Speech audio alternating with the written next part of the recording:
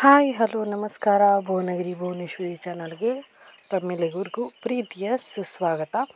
ಇವತ್ತು ಒಂದು ಹೊಸ ಥರದ ಗ್ರೇವಿ, ಯಾವುದೇ ಸ್ವಲ್ಪನೂ ತೆಂಗಿನಕಾಯಿ ತುರಿ ಬಳಸದೆ, ಈರುಳ್ಳಿನ ಬಳಸದೆ, ಬೆಳ್ಳುಳ್ಳಿನ ಬಳಸದೆ ಮಾಡುವಂಥ ಒಂದು ಸೂಪರ್ ಗ್ರೇವಿ ರೆಸಿಪಿ. ಇದಕ್ಕೆ ತೆಂಗಿನಕಾಯಿ ಅಥವಾ ಕಾರ್ನ್ಫ್ಲವರ್, ಕಡಲೆ ಹಿಟ್ಟು ಅಥವಾ ಈರುಳ್ಳಿ, ಬೆಳ್ಳುಳ್ಳಿ ಏನೂ ಬೇಕಾಗಿಲ್ಲ. ತುಂಬ ಇನ್ಸ್ಟೆಂಟಾಗಿ ಜೊತೆಗೆ ತುಂಬ ಟೇಸ್ಟಿಯಾಗಿ ಮಾಡ್ಬೋದು ಈ ರೆಸಿಪಿನ. ಹಾಗಾದರೆ ಈ ರೆಸಿಪಿ ಹೇಗೆ ಮಾಡೋದು ಅಂತ ಗೊತ್ತಾಗಬೇಕಾ? ಹಾಗಾದರೆ ಈ ವಿಡಿಯೋನ ಸ್ಕಿಪ್ ಮಾಡ್ದೇನೆ ಪೂರ್ತಿ ನೋಡಿ. ಜೊತೆಗೆ ನಮ್ಮ ಚಾನಲ್ಗೆ ಸಬ್ಸ್ಕ್ರೈಬ್ ಆಗಿ, ಹಾಗೆ ಬೆಲ್ಲೈಕನ್ನ ಕೂಡ ಒತ್ತಿ, ಅದರಲ್ಲಿ ಆಲನ್ನು ಒತ್ತೋದ್ರಿಂದ ನಾನು ಹಾಕೋ ಹೊಸ ಹೊಸ ರೆಸಿಪೀಸ್ ವಿಡಿಯೋಗಳು ನಿಮಗೆ ನೋಟಿಫಿಕೇಷನ್ ಮೂಲಕ ಬಂದು ಸೇರುತ್ತೆ. ಆಗ ನಾನು ಹಾಕಿದ ಎಲ್ಲ ರೆಸಿಪಿ ವಿಡಿಯೋಗಳನ್ನು ಹಾಕಿದ ಕೂಡಲೇ ನೀವು ನೋಡ್ಬೋದು. ಜೊತೆಗೆ ಲೈಕ್ ಮಾಡಿ, ಶೇರ್ ಮಾಡಿ ನಿಮ್ಮ ಫ್ಯಾಮಿಲಿ ಫ್ರೆಂಡ್ಸ್ ಜೊತೆಗೆ. ಮಿಸ್ ಮಾಡ್ದೇನೆ ಸಬ್ಸ್ಕ್ರೈಬ್ ಆಗಿ. ನಿಮ್ಮೆಲ್ಲರ ಸಪೋರ್ಟ್ ತುಂಬ ಅಗತ್ಯ ಇದೆ.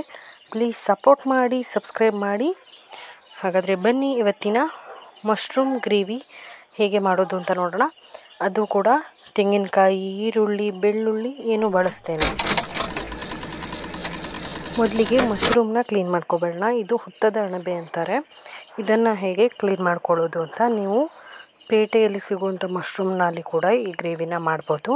ನೋಡಿ, ಈ ಥರ ಇರುತ್ತೆ. ಇದು ಸ್ವಲ್ಪ ಮೊಗ್ಗು ಹೂವು ಆಗಿದ್ದರೆ ಸ್ವಲ್ಪ ದೊಡ್ಡದಾಗಿರುತ್ತೆ. ನಾನಿಲ್ಲಿ ಸುಮಾರು ಒಂದು ಅರ್ಧದಷ್ಟು ನೀರು ತೊಗೊಂಡಿದ್ದೀನಿ. ಅದಕ್ಕೆ ಈ ಹೂಗಳನ್ನು ಹಾಕ್ತಾಯಿದ್ದೀನಿ, ಅಂದರೆ ಮಶ್ರೂಮ್ಗಳನ್ನು ಹಾಕ್ತಾಯಿದ್ದೀನಿ.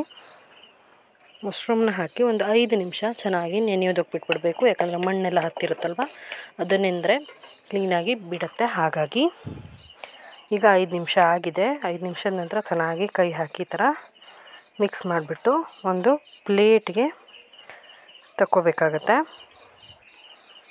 ನೋಡಿ, 5 ನಿಮಿಷ ಚೆನ್ನಾಗಿ ನೆನೆಯಬೇಕು ಇದು. ಈಗ 5 ನಿಮಿಷ ಆದ ನಂತರ ನೋಡಿ, ಈ ಥರ ಹೂಗಳನ್ನು ಒಂದೊಂದಾಗಿ ತೆಗೆದು ಈ ಥರ ಚೆನ್ನಾಗಿ ಕೈಯಲ್ಲಿ ತಿಕ್ಕಬೇಕಾಗತ್ತೆ. ನೋಡಿ, ಈ ಥರ ಏನಾದರೂ ಕಲೆ ಇದ್ದರೆ ಅಥವಾ ಕೊಳೆ ಇದ್ದರೆ ಅದನ್ನು ತೆಗೆದುಬಿಟ್ಟು ನೋಡಿ, ಈ ಥರ ಕೈಯಲ್ಲಿ ಚೆನ್ನಾಗಿ ಉಜ್ಜಿ ತೆಗಿಬೇಕು. ಹುಳ ಏನಾದರೂ ತಿಂದಿದ್ರೆ ಅಥವಾ ಏನಾದರೂ ಬ್ಲ್ಯಾಕ್ ಕಲರಲ್ಲಿ ಏನಾದರೂ ಕೊಳೆತಂಗೆ ಇದ್ದರೆ ಅವನ್ನೆಲ್ಲ ತೆಗೆದು ಕ್ಲೀನಾಗಿ ತಿಕ್ಕಿ ಈ ಥರ ಕ್ಲೀನ್ ಮಾಡ್ಕೋಬೇಕಾಗತ್ತೆ. ನೋಡಿದ್ರೆ ಈ ಥರ ಕ್ಲೀನಾಗಿ ಎಲ್ಲವನ್ನು ಕ್ಲೀನ್ ಮಾಡ್ಕೊಳ್ಳೋಣ.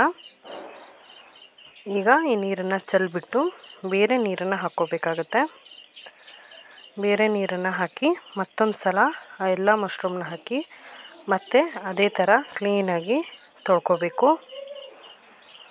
ತೊಳೆದು ನೀರು ಚೆಲ್ಲಿದ ನಂತರ ನೋಡಿ, ಈ ಥರ ಸ್ವಲ್ಪ ನೀರು ಹಾಕಿಬಿಟ್ಟು ಆ ಹೂವಿನ ಪದರಗಳನ್ನು ಈ ಥರ ತಕ್ಕೋಬೇಕಾಗತ್ತೆ. ಅಂದರೆ ಮಶ್ರೂಮ್ನ ಈ ಥರ ಕಟ್ ಮಾಡ್ಕೋಬೇಕಾಗತ್ತೆ. ಈ ಗ್ರೇವಿಗೆ ತುಂಬ ಏನು ಚಿಕ್ಕದಾಗಿ ಕಟ್ ಮಾಡ್ಕೊಳ್ಳೋ ಅವಶ್ಯಕತೆ ಇಲ್ಲ, ಸ್ವಲ್ಪ ದೊಡ್ಡದಾಗಿದ್ದರೂ ಕೂಡ ನಡೆಯುತ್ತೆ. ನೋಡಿ, ಈ ಥರ ಕೈಯಲ್ಲೇ ಮಾಡ್ಕೋಬೋದು. ಇದನ್ನು ಹುತ್ತದ ಅಣಬೆ ಅಂತಾರೆ. ಇದರ ಥರ ತುಂಬ ಅಣಬೆಗಳಿದೆ ಫ್ರೆಂಡ್ಸ್. ಎಣ್ಣೆ ಅಣಬೆ ಆಗಿರ್ಬೋದು ಅಥವಾ ಇನ್ನೂ ಯಾವುದೇ ಅಣಬೆಗಳಿದೆ. ಆದಷ್ಟು ಬೇಗ ಅವುಗಳನ್ನು ಕೂಡ ನಿಮ್ಮ ಜೊತೆ ಪರಿಚಯ ಮಾಡ್ಕೋತೀನಿ. ಮೊದಲಿಗೆ ನಾನಿಲ್ಲಿ ಒಂದು ಸ್ವಲ್ಪ ಅರಶಿನ ಹಾಗೆ ಲವಂಗ ತೊಗೊಂಡಿದ್ದೀನಿ. ಒಂದು 2 ಸ್ಪೂನ್ ಅಷ್ಟು ಕೊತ್ತಂಬರಿ, ಹಾಗೆ ಒಂದು ಸಣ್ಣ ಇಂಚಷ್ಟು ಚಕ್ಕೆ, ಬೆಳ್ಳುಳ್ಳಿ ಸುಮಾರು 1 ಗೆಡ್ಡೆ ಆಗೋಷ್ಟು, ಸ್ವಲ್ಪ ಜೀರಿಗೆ, ಹಾಗೆ ಸ್ವಲ್ಪ ಹುಣಸೆ ಹಣ್ಣು, ಹಾಗೆ ಖಾರಕ್ಕೆ ಬ್ಯಾಡಗಿ ಮೆಣಸಿನಕಾಯಿನ ತೊಗೊಂಡಿದ್ದೀನಿ. ಇದರ ಜೊತೆ ಸುಮಾರು 1 ಲೋಟ ಆಗೋಷ್ಟು ಅಕ್ಕಿಯನ್ನು ತೊಗೊಂಡಿದ್ದೀನಿ. ನಾನಿಲ್ಲಿ ಮಾಮೂಲಿ ಅಕ್ಕಿನ ತೊಗೊಂಡಿದ್ದೀನಿ. ನೀವು ಬೇಕಿದ್ರೆ ರೇಷನ್ ಅಕ್ಕಿ ಕೂಡ ಯೂಸ್ ಮಾಡ್ಬೋದು. ಗ್ಯಾಸ್ ಮೇಲೆ ಒಂದು ಪ್ಯಾನ್ ಇಟ್ಟು ಪ್ಯಾನ್ ಬಿಸಿ ಆಗಬೇಕು. ಬಿಸಿ ಆದ ನಂತರ ಬ್ಯಾಡಗಿ ಮೆಣಸನ್ನು ಹಾಕೋಬೇಕು. ಇದೆಲ್ಲವೂ ಡ್ರೈ ರೋಸ್ಟ್ ಮಾಡುವಂಥದ್ದು. ಚೆನ್ನಾಗಿ ರೋಸ್ಟ್ ಮಾಡ್ಕೊಳ್ಳಿ. ಇದಕ್ಕೆ ನೀವು ಬೇಕಿದ್ರೆ ಗುಂಟೂರು ಮೆಣಸನ್ನು ಹಾಕೋಬೋದು. ಖಾರಕ್ಕೆ ಅನುಸಾರವಾಗಿ ನೀವು ಮೆಣಸನ್ನು ಹಾಕೋಬೇಕಾಗತ್ತೆ. ಚೆನ್ನಾಗಿ ಒಂದು 2 ನಿಮಿಷ ಫ್ರೈ ಮಾಡ್ಕೊಳ್ಳಿ. ಇದಕ್ಕೆ ಎಣ್ಣೆ ಹಾಕೋ ಅವಶ್ಯಕತೆ ಇಲ್ಲ, ಹಾಗೆ ಫ್ರೈ ಮಾಡ್ಬೋದು. ಈಗ ನಾನು ಸುಮಾರು ಫ್ರೈ ಆಗಿದೆ. ಒಂದು ಚಕ್ಕೆನ ಹಾಕೋತಾ ಇದ್ದೀನಿ. ಚಕ್ಕೆ ಕೂಡ ಮೆಣಸಿನ ಜೊತೆ ಫ್ರೈ ಮಾಡ್ಕೊಳ್ಳಿ. ಆದಷ್ಟು ಲೋ ಫ್ಲೇಮಲ್ಲಿ ಇದನ್ನು ಎಲ್ಲವನ್ನು ಫ್ರೈ ಮಾಡ್ಕೋಬೇಕಾಗತ್ತೆ. ಈಗ ಕೊತ್ತಂಬರಿಯನ್ನು ಹಾಕಿ ಫ್ರೈ ಮಾಡ್ತಾಯಿದ್ದೀನಿ. ಎಲ್ಲವನ್ನು ಲೋ ಫ್ಲೇಮಲ್ಲಿ ಘಮ ಬರೋವರೆಗೂ ಚೆನ್ನಾಗಿ ಫ್ರೈ ಮಾಡ್ಕೋಬೇಕು. ಈಗ ಜೀರಿಗೆ ಹಾಕಿದ್ದೀನಿ. ಇದು ಹೆಚ್ಚಾಗಿ ಹಳ್ಳಿಗಳಲ್ಲಿ ಹಳೆಯ ಕಾಲದಿಂದನೂ ಮಾಡ್ತಿದ್ರಂತೆ ಫ್ರೆಂಡ್ಸ್. ಯಾಕೆಂದರೆ ಎಷ್ಟೋ ಸಲ ಮೊದಲೆಲ್ಲ ತೆಂಗಿನಕಾಯಿ ತಂದು ಮಾಡೋಷ್ಟು ಶಕ್ತಿ ಇರ್ತಿರಲಿಲ್ಲ. ಆಗ ಈ ಥರ ರೆಸಿಪಿಗಳನ್ನು ಮನೆಯಲ್ಲಿ ಮಾಡಿ ಟ್ರೈ ಮಾಡ್ತಿದ್ರು. ಜೊತೆಗೆ ಇದನ್ನು ತುಂಬ ಟೇಸ್ಟಿಯಾಗಿ ಕೂಡ ಇರೋದು. ಈಗ ಅದನ್ನೆಲ್ಲ ಫ್ರೈ ಮಾಡಿರೋದನ್ನ ಒಂದು ಪಾತ್ರೆಗೆ ತೊಗೊಂಡಿದ್ದೀನಿ. ಈಗ ಇಟ್ಕೊಂತ 1 ಲೋಟ ಅಕ್ಕಿಯನ್ನು ಹಾಕಿ ಚೆನ್ನಾಗಿ ಫ್ರೈ ಮಾಡ್ಕೊತಾ ಇದ್ದೀನಿ. ಅಕ್ಕಿ ಚೆನ್ನಾಗಿ ಕೆಂಪಾಗೋ ತನಕ ಚೆನ್ನಾಗಿ ಫ್ರೈ ಮಾಡಬೇಕು. ಅದು ಕೂಡ ಲೋ ಫ್ಲೇಮಲ್ಲಿ ಒಂದು 15ರಿಂದ 20 ನಿಮಿಷ ಆಗುತ್ತೆ. ನೀವು ಇಲ್ಲಿ ಸೋನಾ ಮಸೂರಿ ಅಥವಾ ಬಾಸುಮತಿ ರೈಸ್ ಅಥವಾ ಬೆಳ್ತಿಗೆ ಅಕ್ಕಿ ಅಥವಾ ಯಾವುದೇ ಅಕ್ಕಿನ ಕೂಡ ಯೂಸ್ ಮಾಡ್ಬೋದು. ನಾನಿಲ್ಲಿ ಮನೆ ಅಕ್ಕಿನೇ ಯೂಸ್ ಮಾಡ್ತಾ ಇದ್ದೀನಿ. ನೋಡಿ, ಅಕ್ಕಿ ಈ ಥರ ಕಲರ್ ಸ್ವಲ್ಪ ಚೇಂಜ್ ಆದರೆ ಸಾಕಾಗುತ್ತೆ. ಈಗ ಅಕ್ಕಿ ಫ್ರೈ ಆಗಿದೆ. ಇದನ್ನು ಕೂಡ ಒಂದು ಪಾತ್ರೆಗೆ ತೆಗೆದುಬಿಟ್ಟು ಇದು ಪೂರ್ತಿ ತಣ್ಣಗಾಗೋದಕ್ಕೆ ಬಿಡೋಣ ಅಕ್ಕಿನ. ಈ ಎಲ್ಲ ಹುರಿದಿರೋಂಥ ಮಸಾಲೆ ತಣ್ಣಗಾಗಬೇಕು. ಈಗ ಒಂದು ಮಿಕ್ಸಿ ಜಾರ್ ತೊಗೊಂಡು ಹುಣಸೆ ಹಣ್ಣು ಹಾಗೆ ಅರಿಶಿಣದ ಪುಡಿ, ಬೆಳ್ಳುಳ್ಳಿ, ಫ್ರೈ ಮಾಡಿಟ್ಟಂಥ ಮೆಣಸು, ಚಕ್ಕೆ, ಜೀರಿಗೆ, ಕೊತ್ತಂಬರಿ, ಲವಂಗನ ಹಾಕ್ಕೊಂಡಿದ್ದೀನಿ. ಇದನ್ನು ತರಿಯಾಗಿ ಪುಡಿ ಮಾಡ್ಕೋಬೇಕು. ಈಗ ಇದು ಪುಡಿ ಆಗಿದೆ ನೋಡಿ. ಈ ಥರ ತರಿಯಾಗಿ ಪುಡಿ ಮಾಡಿದ ನಂತರ ಅಕ್ಕಿಯನ್ನು ಹಾಕ್ಕೋತಾ ಇದ್ದೀನಿ. ಅಕ್ಕಿಯನ್ನು ಹಾಕಿ ಕೂಡ ಪೌಡರ್ ಮಾಡ್ಕೋಬೇಕು. ನೋಡಿ, ಈಗ ಪೌಡರ್ ಆಗಿದೆ. ಈಗ ಸ್ವಲ್ಪನೇ ನೀರನ್ನು ಹಾಕಿ ರುಬ್ಕೋಬೇಕಾಗತ್ತೆ. ತುಂಬ ನೈಸಾಗಿ ರುಬ್ಕೋಬೇಕು. ಈಗ ಮಸಾಲೆ ರುಬ್ಬಿದಾಗಿದೆ ನೋಡಿ. ಈ ಥರ ರುಬ್ಕೊಂಡಿದ್ದೀನಿ ಫೈನ್ ಪೇಸ್ಟಾಗಿ. ಈಗ ಒಂದು ಸಣ್ಣ ಕಡಾಯಿ ಇಟ್ಬಿಟ್ಟು ಸ್ವಲ್ಪ ಎಣ್ಣೆನ ಹಾಕಿ ಕಟ್ ಮಾಡಿಟ್ಟಂಥ ಮಶ್ರೂಮ್ನ ಈ ಥರ ಗಟ್ಟಿಯಾಗಿ ಹಿಂಡಿಬಿಟ್ಟು ಪ್ಯಾನ್ಗೆ ಹಾಕ್ಕೋಬೇಕಾಗತ್ತೆ. ಹಾಕಿಬಿಟ್ಟು ಚೆನ್ನಾಗಿ ಒಂದು 2 ನಿಮಿಷ ಅದರಲ್ಲಿ ನೀರು ಬಿಡುತ್ತೆ ಅಲ್ಲಿವರೆಗೂ ಚೆನ್ನಾಗಿ ಫ್ರೈ ಮಾಡ್ಕೋಬೇಕು. ಯಾವುದೇ ಮಶ್ರೂಮ್ ಆಗಿರ್ಬೋದು, ಒಂದು 5 ನಿಮಿಷ ಫ್ರೈ ಮಾಡಿದ್ರೆ ಅದು ನೀರು ಚೆನ್ನಾಗಿ ಬಿಟ್ಕೊಳ್ಳುತ್ತೆ.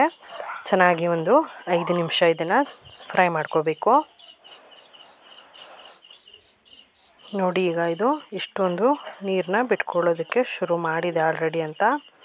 ನೋಡಿ, ಈ ಥರ ಚೆನ್ನಾಗಿ ಮಿಕ್ಸ್ ಮಾಡಿ ಫ್ರೈ ಮಾಡ್ಕೋಬೇಕು ಒಂದು 5 ನಿಮಿಷ. ಎಣ್ಣೆಯನ್ನು ತುಂಬ ಹಾಕುವ ಅವಶ್ಯಕತೆ ಇಲ್ಲ. ಒಂದು 2 ಸ್ಪೂನ್ ಎಣ್ಣೆ ಆದರೆ ಸಾಕು.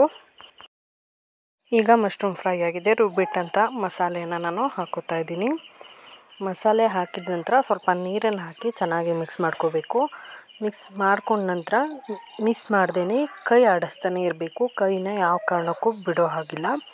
ಗ್ರೇವಿ ನಿಮಗೆ ಎಷ್ಟು ತಿಕ್ನೆಸ್ ಬೇಕೋ ಅಷ್ಟು ನೀವು ನೀರನ್ನು ಹಾಕ್ಕೋಬೋದು. ಜೊತೆಗೆ ಇದನ್ನು ಮಿಕ್ಸ್ ಮಾಡ್ತಾನೆ ಇರಬೇಕಾಗತ್ತೆ ಕಂಟಿನ್ಯೂಸ್ಲಿ. ಯಾಕೆಂದರೆ ನಾವಿಲ್ಲಿ ಅಕ್ಕಿನ ಹಾಕಿರೋದ್ರಿಂದ ಅಕ್ಕಿ ತುಂಬ ಬೇಗ ಗಟ್ಟಿಯಾಗಿ ಹೋಗುತ್ತೆ. ಹಾಗಾಗಿ ಚೆನ್ನಾಗಿ ಮಿಕ್ಸ್ ಮಾಡ್ಕೋತಾನೆ ಇರಬೇಕಾಗತ್ತೆ. ಒಂದು 5ರಿಂದ 10 ನಿಮಿಷ ಚೆನ್ನಾಗಿ ನೀವು ಮಿಕ್ಸ್ ಮಾಡಿ ಅಂದರೆ ಗ್ರೇವಿ ಒಂದು ತಿಕ್ನೆಸ್ಗೆ ಬರುತ್ತೆ. ಅದಾದಮೇಲೆ ಬೇಕಿದ್ರೆ ಮತ್ತೆ ಸ್ವಲ್ಪ ನೀರನ್ನ ನೀವು ಆ್ಯಡ್ ಮಾಡ್ಕೋಬೋದು. ನೋಡಿ, ಈಗ ನಾನು ಪೂರ್ತಿಯಾಗಿ ಚೆನ್ನಾಗಿ ಮಿಕ್ಸ್ ಮಾಡ್ಕೋತಾ ಇದ್ದೀನಿ. ನೋಡಿ, ಆಲ್ರೆಡಿ ಗಟ್ಟಿಯಾಗೋದಕ್ಕೆ ಶುರುವಾಗಿ ಹೋಗಿದೆ ಗ್ರೇವಿ. ಈಗ ನಾನು ಇನ್ನೊಂದು ಸ್ವಲ್ಪ ನೀರನ್ನು ಹಾಕಿ ಮಿಕ್ಸ್ ಮಾಡ್ಕೋತೀನಿ. ಗ್ರೇವಿನ ಲೋ ಫ್ಲೇಮಲ್ಲಿ ಕುದಿಸ್ಕೋಬೇಕಾಗತ್ತೆ. ಏಕೆಂದರೆ ಹಾಕಿರೋಂಥ ಮಸಾಲೆ ಚೆನ್ನಾಗಿ ಕುದಿಬೇಕಲ್ವ. ಈಗ ರುಚಿಗೆ ತಕ್ಕಷ್ಟು ಉಪ್ಪನ್ನು ಹಾಕ್ತಾಯಿದ್ದೀನಿ. ಮಶ್ರೂಮ್ಗೆ ಉಪ್ಪೇನು ತುಂಬ ಬೇಕಾಗೋದಿಲ್ಲ ಫ್ರೆಂಡ್ಸ್. ಉಪ್ಪನ್ನ ನೋಡಿಬಿಟ್ಟು ಹಾಕ್ಕೋಬೇಕಾಗತ್ತೆ. ಉಪ್ಪು ಹಾಕಿದ ನಂತರ ಚೆನ್ನಾಗಿ ಒಂದ್ಸಲ ಮಿಕ್ಸ್ ಮಾಡ್ಕೊಳ್ಳಿ. ಖಾರ ಏನಾದರೂ ಕಡಿಮೆ ಅನಿಸಿದ್ರೆ ನೀವು ಈ ಟೈಮ್ನಲ್ಲಿ ಖಾರದ ಪುಡಿನ ಹಾಕ್ಕೋಬೋದು. ಹಾಕಿಬಿಟ್ಟು ಚೆನ್ನಾಗಿ ಮಿಕ್ಸ್ ಮಾಡ್ಕೋಬೇಕಾಗತ್ತೆ. ಈಗ ನೋಡಿ ಎಷ್ಟು ತಿಕ್ನೆಸ್ ಆಗಿ ಬಂದಿದೆ ನಮ್ಮ ಗ್ರೇವಿ ಅಂತ. ಈಗ ಕುದಿಯೋದಕ್ಕೂ ಕೂಡ ಶುರುವಾಗಿದೆ. ಈಗ ನಾನು ಈ ಗ್ರೇವಿನ ಆಫ್ ಮಾಡ್ಕೋತಾ ಇದ್ದೀನಿ. ಗ್ಯಾಸ್ ಆಫ್ ಮಾಡಿದ ನಂತರ ಸರ್ವ್ ಮಾಡೋಣ. ನೋಡಿ, ನಾನು ಸರ್ವ್ ಮಾಡೋದಕ್ಕೂ ಕೂಡ ರೆಡಿ ಮಾಡ್ತಾ ಇದ್ದೀನಿ. ನೋಡಿದ್ರಲ್ಲ ಎಷ್ಟು ತಿಕ್ಕಾಗಿ ಎಷ್ಟು ದಪ್ಪದಾಗಿ ಈ ಗ್ರೇವಿ ಬಂದಿದೆ ಅಂತ. ಊಟಕ್ಕಾಗಿರ್ಬೋದು, ರೊಟ್ಟಿಗಾಗಿರ್ಬೋದು, ಬೆಳಗಿನ ತಿಂಡಿಗೆ ಸೈಡ್ಸ್ ಆಗಿರ್ಬೋದು, ಪೂರಿಗಾಗಿರ್ಬೋದು ತುಂಬಾ ಚೆನ್ನಾಗಿರುತ್ತೆ ಟೇಸ್ಟು. ನೀವು ಕೂಡ ಮನೇಲಿ ಟ್ರೈ ಮಾಡಿ ಹೇಗೆ ಬಂತು ಅಂತ ಕಮೆಂಟಲ್ಲಿ ತಿಳಿಸಿ. ಈ ರೆಸಿಪಿ ನಿಮಗೆ ಇಷ್ಟ ಆಗಿದೆ ಅನ್ಕೋತೀನಿ. ಇಷ್ಟ ಆಗಿದ್ರೆ ಮಿಸ್ ಮಾಡ್ತೇನೆ ಒಂದು ಲೈಕ್ ಮಾಡೋದನ್ನ ಮರಿಬೇಡಿ. ಜೊತೆಗೆ ಇದೇ ಫಸ್ಟ್ ಟೈಮ್ ನಮ್ಮ ಚಾನಲ್ನ ನೋಡ್ತಾ ಇದ್ದರೆ ಪ್ಲೀಸ್ ಸಬ್ಸ್ಕ್ರೈಬ್ ಆಗಿ, ಹಾಗೆ ಪಕ್ಕದಲ್ಲಿರುವಂಥ ಬೆಲ್ಲೈಕನ್ನ ಕೂಡ ಒತ್ತಿ. ಅದರಲ್ಲಿ ಆಲ್ ಅನ್ನೋದನ್ನ ಒತ್ತೋದ್ರಿಂದ ನಾನು ಹಾಕೋ ಹೊಸ ರೆಸಿಪಿ ವೀಡಿಯೋಸ್ ನಿಮಗೆ ನೋಟಿಫಿಕೇಷನ್ ಮೂಲಕ ಬರುತ್ತೆ. ಆಗ ನಾನು ಹಾಕಿದ ಎಲ್ಲ ರೆಸಿಪಿ ವಿಡಿಯೋಗಳನ್ನು ಹಾಕಿದ ಕೂಡಲೇ ನೀವು ನೋಡ್ಬೋದು. ಮಿಸ್ ಮಾಡ್ದೇನೆ ಸಬ್ಸ್ಕ್ರೈಬ್ ಆಗಿ ಅಂತ ಹೇಳ್ತಾ ಇನ್ನೊಂದು ಹೊಸ ರೆಸಿಪಿ ಜೊತೆ ಮತ್ತೆ ಸಿಗ್ತೀನಿ. ಅಲ್ಲಿವರೆಗೂ ಕೀಪ್ ವಾಚಿಂಗ್ ಭುವನೇಶ್ವರಿ ಚಾನಲ್. ಈ ರೆಸಿಪಿನ ಯಾವ ಮಶ್ರೂಮಲ್ಲಿ ಬೇಕಾದರೂ ಮಾಡ್ಬೋದು. ಇದೇ ಮಶ್ರೂಮ್ ಬೇಕು ಅಂತ ಏನಿಲ್ಲ, ನಿಮಗೆ ಯಾವ ಮಶ್ರೂಮ್ ಸಿಗುತ್ತೋ ಆ ಮಶ್ರೂಮಲ್ಲಿ ಈ ರೆಸಿಪಿನ ನೀವು ಟ್ರೈ ಮಾಡ್ಬೋದು.